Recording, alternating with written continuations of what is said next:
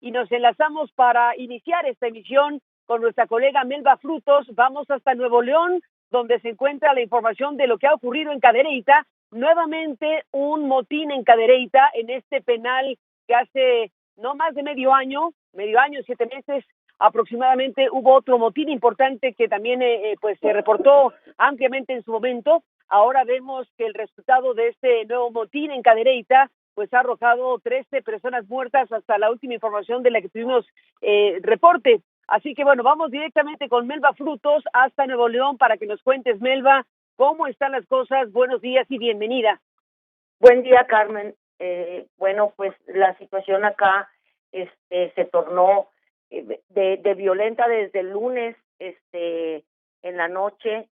Como sabemos, inició este motín en el penal de Cadereyta, localizado al oriente de la ciudad de Monterrey, y anoche hubo una conferencia de prensa por el vocero de seguridad, Aldo Fassi, quien nos dio a conocer que hubo 13 muertos. El saldo fue de 13 personas fallecidas hasta ese momento.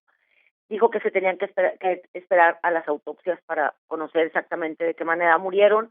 Dijo que había muchos más heridos, había lesionados, algunos de gravedad, y la cifra de muertos podía aumentar. Las personas aún no están identificadas hasta esa hora de la noche, y bueno, vamos a escuchar el siguiente audio en donde nos comenta. Hasta este momento es de 13 personas fallecidas. Tendremos que esperar las autopsias para determinar cuántos fueron muertos por acciones entre los grupos delictivos, entre venganzas y golpes entre ellos, y cuántos por el uso de fuerza letal, que debo decir y señalar que está justificado el uso de esta fuerza por el Código Penal. No se descarta que haya más muertos. Carmen. Melba Frutos, estamos frente a una nueva circunstancia que nos habla, pues eso, de una suerte de autogobierno, una suerte de situación absolutamente inaceptable en un penal, en cualquier lugar, pero en un penal con esas características es algo sumamente delicado y grave. Lo que vimos de Melba también fue la imagen de, pues, el sometimiento de 3 custodios. Hay imágenes que circulan ampliamente del sometimiento de 3 custodios, de la amenaza a esos 3 custodios por parte de los, llamémosle, reos encapuchados. Así es. Fíjate que comenta Aldo Fassi que esta no fue una decisión política, porque se le cuestionó, ¿verdad?, por parte de los medios de comunicación, que sí, por qué se tomó esta decisión de entrar con toda la fuerza contra los internos. Dijo que fue una decisión operativa, pero como gobierno, dijo, ya era tiempo de que esto sucediera porque ya teníamos que tomar ese paso. Y bueno, vamos a escuchar lo que dijo, Carlos. Es suficiente el uso de la fuerza no letal. Se contaminó la situación y participaron más de alrededor de 250 internos en esta segunda etapa, que fue una trifulca, alrededor de las 5. Se tuvo que tomar la determinación por las fuerzas del orden de hacer uso de fuerza letal para impedir que asesinaran a los custodios y asimismo para impedir que asesinaran a otros internos.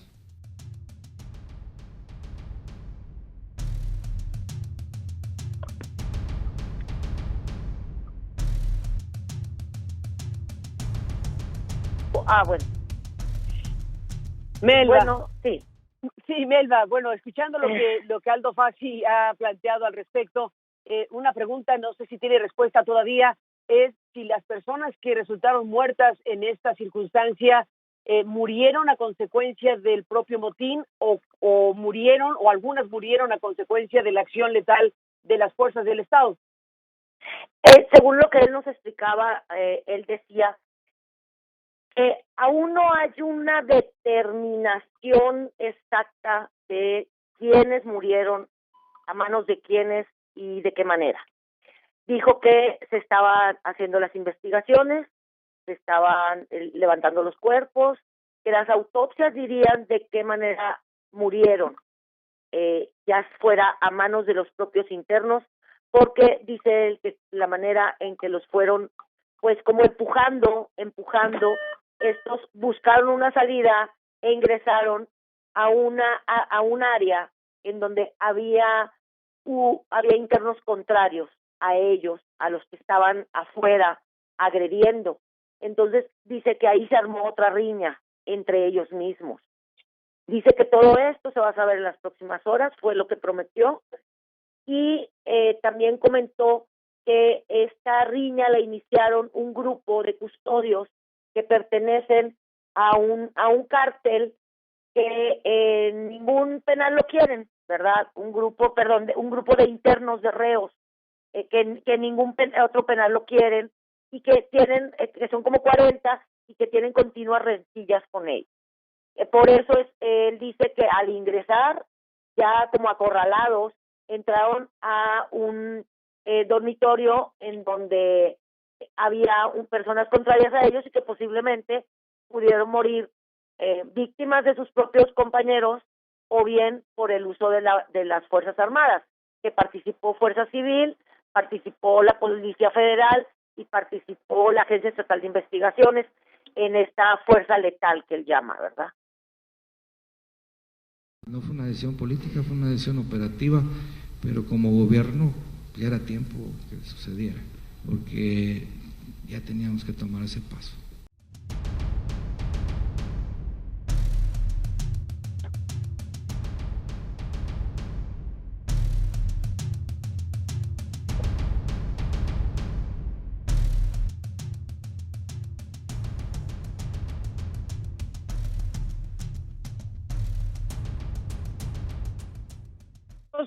Pues en un contexto político como el de Nuevo León, le cae fatal al gobernador Jaime Rodríguez el Bronco, que acaba de acudir al INE precisamente a solicitar un procesamiento para el tema de la candidatura independiente. Digo, sé que son cosas diametralmente distintas, esto es un asunto trágico desde luego, y lo otro es una acción política que con esta circunstancia pues se ve muy complicado para el gobernador. Claro, Carmen, y sin duda es inevitable relacionar una situación con otra, porque si nos ponemos a recordar, desde el inicio de la administración de Jaime Rodríguez, se han suscitado diversas riñas en los 3 penales que existen en Nuevo León. En Nuevo León tenemos el penal del Topo Chico, el Cerezo de Apodaca y el Centro también de Readaptación Social, de Cadereyta. Y en los 3 ha habido continuamente motines, riñas, quejas, toda una serie de situaciones. El director de Cadereyta acaba de ingresar, él es nuevo, ¿verdad? Y no parece que termine de tener el control el Bronco, Jaime Rodríguez, y eso se le cuestionó a Aldo Fassi anoche, que un reportero le preguntaba que pues siempre dicen que ya tienen el control, y él dijo, bueno, tienes razón, pero lo que pasa es que el control de un centro penitenciario, dijo, y esto va a sonar absurdo, se tiene hasta que se pierde. Dijo, es como una bóveda cerrada que está segura hasta que se abre. Pues estas bóvedas de estos penales se abren continuamente aquí en Nuevo León, mientras Jaime Rodríguez ya anunció que va por la presidencia, ¿verdad? Es algo que aquí los ciudadanos y los medios de comunicación pues no terminamos muy bien de entender cómo ya está ahorita en una campaña y pues están explotando todas estas bombas de tiempo que tenemos en los penales, ¿verdad? Además, hace 7 meses había ocurrido el anterior, que fue también tremendo.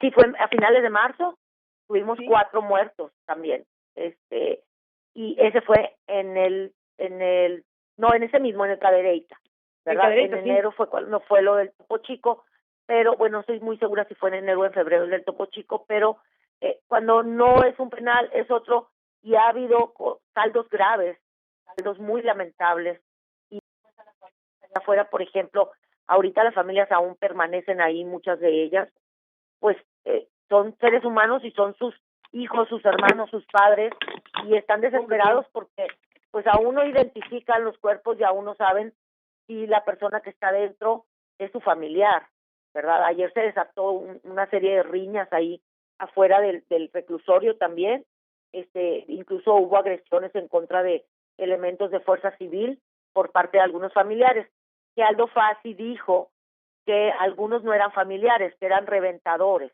miembros de la delincuencia organizada. Bueno, sea una cosa o sea la otra, sin duda, muchos de ellos realmente familiares, pues estaban muy desesperados.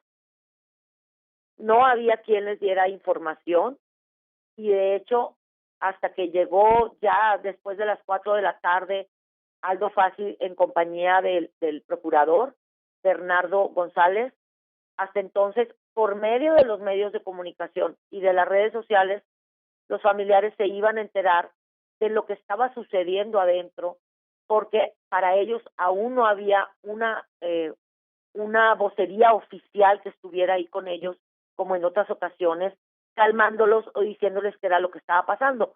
Pero también, bueno, era porque aún no había un control, entre comillas, de la situación adentro. Todavía a esa hora, después de las 4 de la tarde, estaban adentro, se escuchaban detonaciones, se escuchaban gritos, estaban las trifulcas, estaba toda la situación en proceso. Fue hasta entonces, hasta después de esa hora, que bueno, se pudo someter, por así decirlo, a los internos que estaban en un enfrentamiento con las Fuerzas Armadas. Y también cabe mencionar que había estos internos, los que empezaron toda esta situación, estaban en las azoteas, en la azotea de uno de los dormitorios, tenían una manta y tenían ahí a 2 de los celadores que habían secuestrado en un principio y amenazaban con tirarlos. Ya para esto ya los tenían muy golpeados y porque habían secuestrado a 3 celadores. A uno lo soltaron temprano y a los otros 2 los tenían en una azotea de uno de los ambulatorios ya golpeados y estaban a punto de, según dijo Aldo Fassi, estaban a punto de arrojarlos y esto se pudo evitar precisamente por la intervención de las Fuerzas Armadas y según lo que él comenta, precisamente por eso se decidió intervenir para poder salvar a estos 2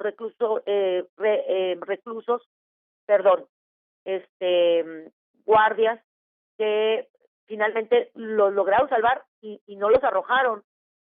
Y de ahí, bueno, ya viene todo el enfrentamiento. Hay videos en las redes sociales que alguien filtró en donde pues se ve pues no solo la agresión de los reos a los policías, también viceversa, ¿no? Y bueno, pues esta situación apenas se va a investigar. Dijo Aldo Fassi que va a haber, que las investigaciones, bueno, van a tener una consecuencia penal. Dijo, esto no solo se queda así, esto se hace un proceso y se les juzga a cada interno conforme a la situación y a su actuar, ¿verdad? Y esto hace que pues sus condenas, su permanencia en estos lugares, pues se alargue aún más, ¿no?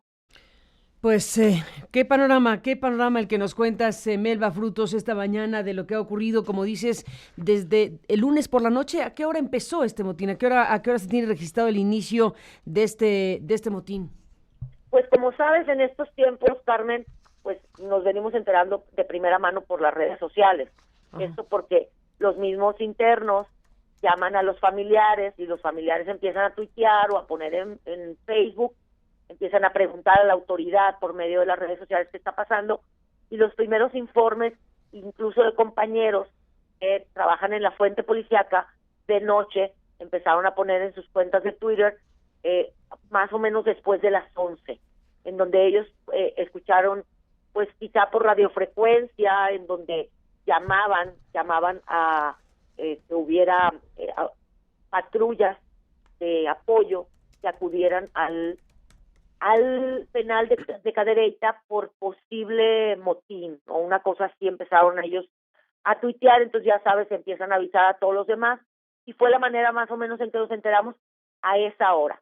Quizá a lo mejor el alboroto empezó, no sé, una hora antes o media hora o algo así, pero más o menos después de las 11 fue que nos fuimos enterando.